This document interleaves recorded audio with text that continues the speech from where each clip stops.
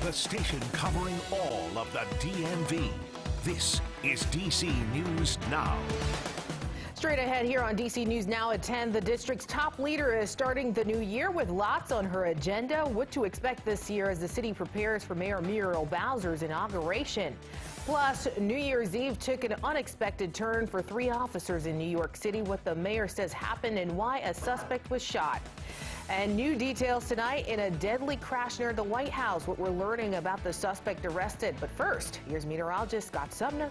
They say it's warm today. It'll continue to be mild and warm across the area the next several days. We'll talk about the warmth here locally and what to expect when we'll see some more rain back in the picture. All right, thanks, Scott. Good evening. Thank you for joining us for DC News Now at 10. I'm Annalisa Gale. Happening tomorrow, Mayor Muriel Bowser will be sworn in for the 3rd time in the district as the city prepares to tackle several issues in 2023. Our Daniel Hamburg is here now with a look ahead at her agenda this year. But first, Daniel, the police chief just released a statement reflecting on 2022. What is he saying tonight? Well, Annalisa, Chief Conte says gun violence is an epidemic that's tearing life from our city. And while there was a decrease in crime, one crime is too many. He says it's going to take the community to help reduce this crime. And he says his detectives are working hard to stop it. With 8 years under her belt and 4 more ahead, Mayor Muriel Bowser is the 2nd longest serving mayor in history. She's got a lot on her plate as her new term begins Monday. One major item on her agenda is finding a new director for DC's 911 center. Bowser withdrew her nomination for acting director Karima Holmes after a lot of scrutiny over some 911 calls being dispatched improperly. Our responsibility is to make sure that they have the resources that they need. Training, rest, support, and supervision. And just 2 weeks ago, City Council voted to overhaul the D.C. Housing Authority Board after a scathing audit from the Department of Housing and Urban Development in 2022. It gives Bowser more power of appointments and reduces the number of members to 9, with 1 housing resident and 1 council representative. I am happy that we are moving forward to right the situation that we all feel is an egregious situation. And once again, Bowser will have to work with D.C. police to tackle crime.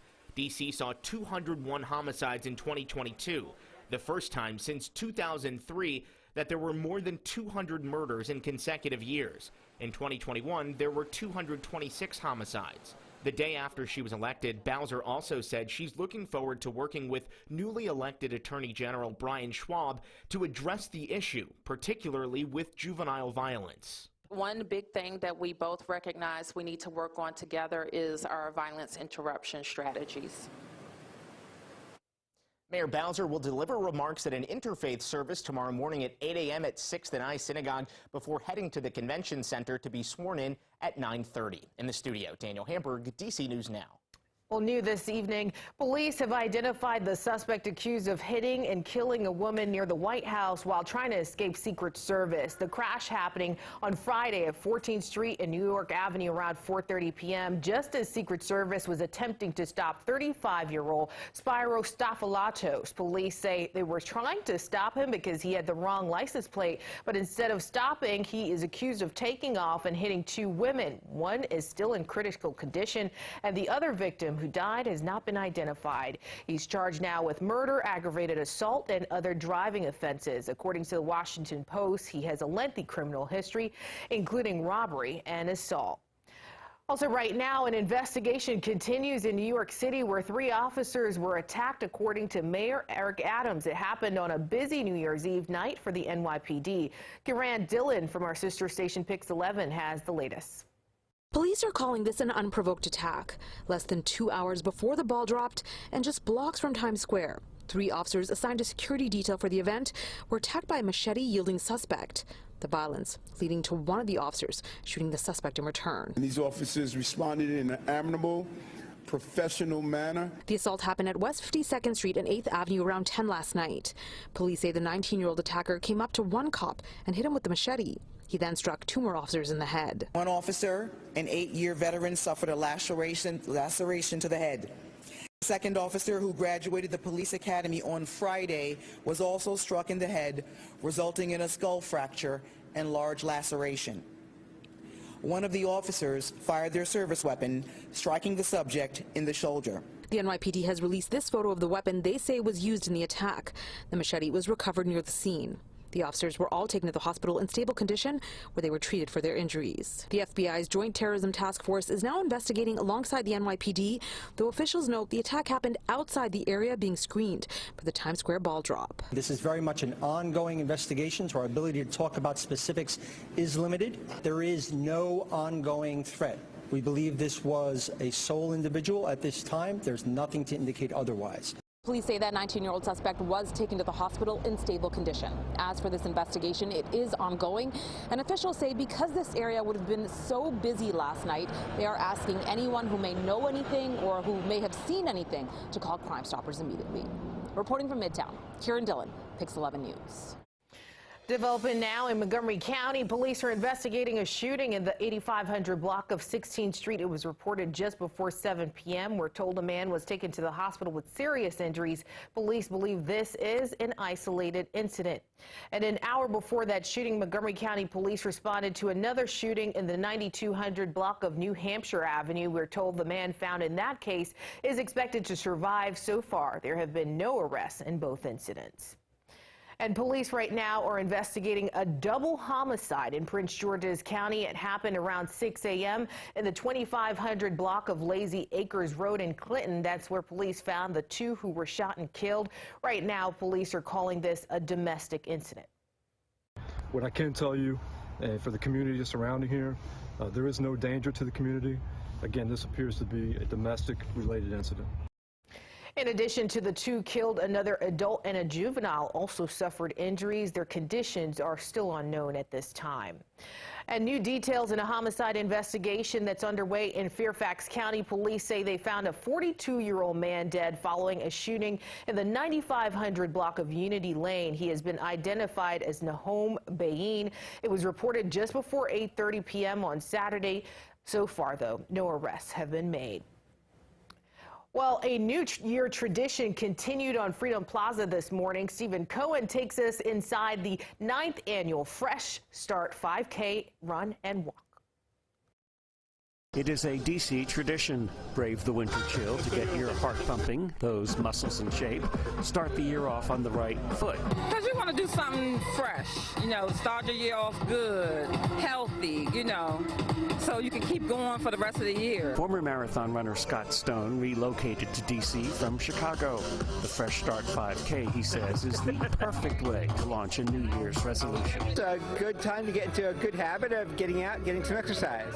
For retired law enforcement officer Kevin Jones, turning out as a volunteer to support Mayor Bowser's Fresh Start 5K is really a matter of civic pride.